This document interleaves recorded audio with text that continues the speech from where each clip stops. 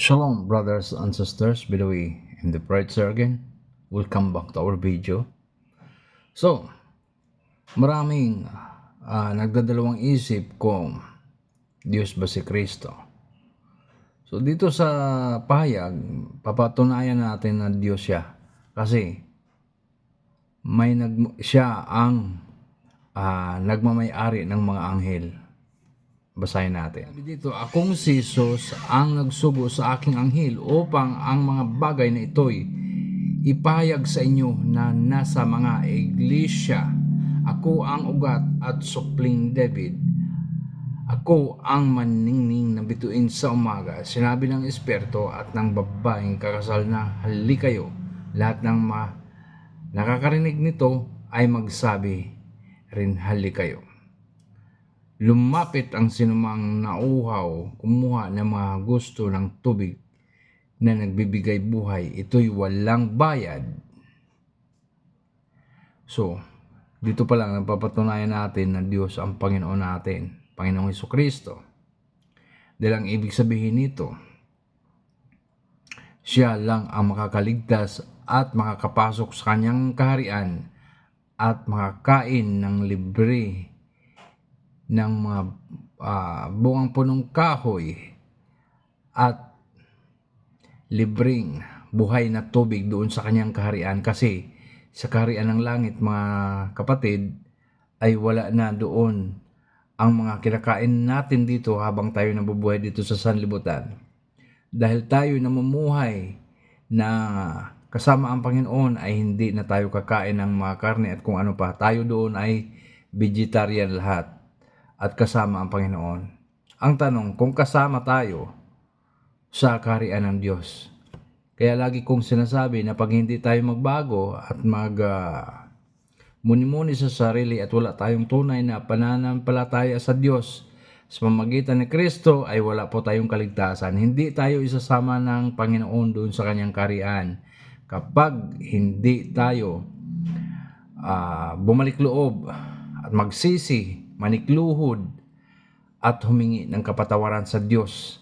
Kaya sinasabi ko sa inyo, habang may buhay pa tayo dito sa sanlibutan ito, ay magsisi at magbago at bumalik loob sa Panginoon. Dahil wala ng kaligtasan na ikaw ay mamatay na isang makasalanan na hindi ka nagrepent o nagsisi at bumalik loob sa Panginoon. Kaya ang lahat ng mga kasalanan mo dito sa sanlibutan, pagsisihan mo, manikluhod ka, humingi ka ng kapatawaran sa Diyos at humingi ka rin ng kapatawaran sa mga taong nagawan mo ng kasalanan. Dahil yun ang gusto ng Panginoon, malinis ang puso mo upang sa pangalawang buhay ay makakapasok ka sa kaharian ng ating Diyos. Kaya kung magtanong mo kayo na Diyos ba talaga si Kristo? Yes, Diyos po siya. So, yung mga deceiver dyan, umiingat kayo at mag-ingat kayo sa aral ng mga deceiver at ng mga demonyo dyan sa paligid dahil nililigaw nila ang kwento tungkol kay Jesus Christ o kay Yeshua HaMashiach in Hebrews, no? So, kailangan magmuni-muni at pag-aralan at pagtibayin ang pananampalataya sa Diyos sa pangalan ni Hesukristo, dahil darating ang araw na hindi natin mamalayan na siya ay babalik at humatol sa mga buhay at mga patay. So paano kung hindi ka nagbago at nagrepent? So darating ang panahon sa kapighatian ng lahat na hindi ka nagbago, ay masusumpungan mo ang eternal damnation. Yun ay ang pagtatapon ng iyong ikalawang buhay sa impyerno, at doon habang buhay mangangawa ka doon at mangangalit ang iyong mga ngipin, ngunit wala nang tutulong sa iyo at magligtas sa iyo. So habang buhay ka pa, magsisi ka na at magbago at bumalik sa Panginoong Hesukristo, dahil siya, kahit ano pang nagawa mong kasalanan, ikaw ay lubusan niyang tinatanggap ng dalawang kamay. Magsisi ka lamang at huwag kang paulit-ulit gumawa ng kasalanan at kung anumang kasuklam-suklam na against sa Diyos. Dahil yun ay ayaw niya na tayo ay madungis o makasalanan bago pumasok sa kanyang kaharian. Kasi kapag asal-aso ka, itatapon ka niya sa impyerno.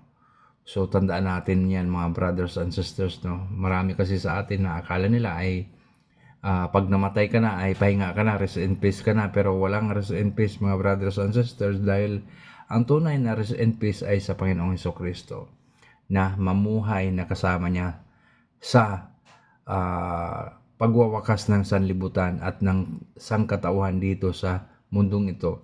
Kasi ang akala ng iba walang katapusan, no?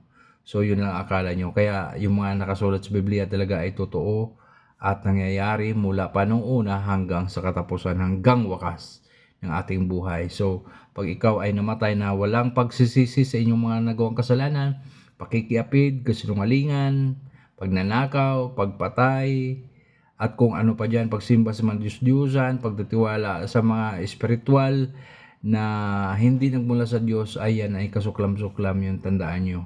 Itatapon kayo sa impyerno ng Panginoong Hesukristo. Dahil siya yung ultimate judge ng lahat ng tao. Tayo ay harap sa kanyang harapan. Ang mga hindi pa alam niya, alamin nyo kung sino ang hatol sa atin sa huling araw. Kundi, wala nang iba pa ay si Hesukristo lang.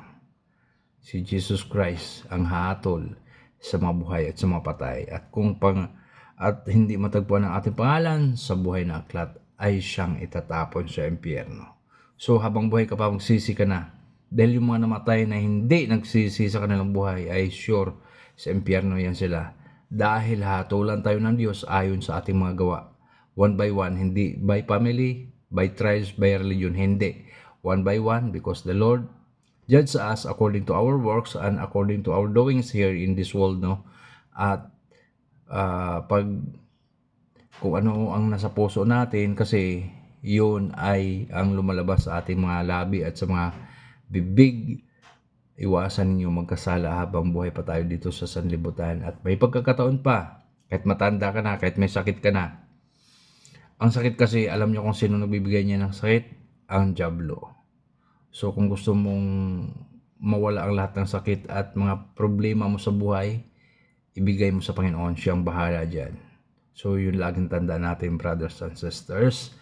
See you next video again. Shalom and God bless everyone.